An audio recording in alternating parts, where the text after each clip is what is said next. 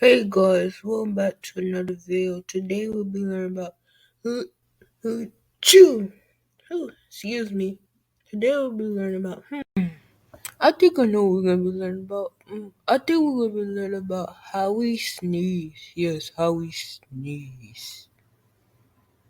How we sneeze? Well, when the inside of your nose gets a tickle, a message is sent to a special part of your brain called the sneeze center.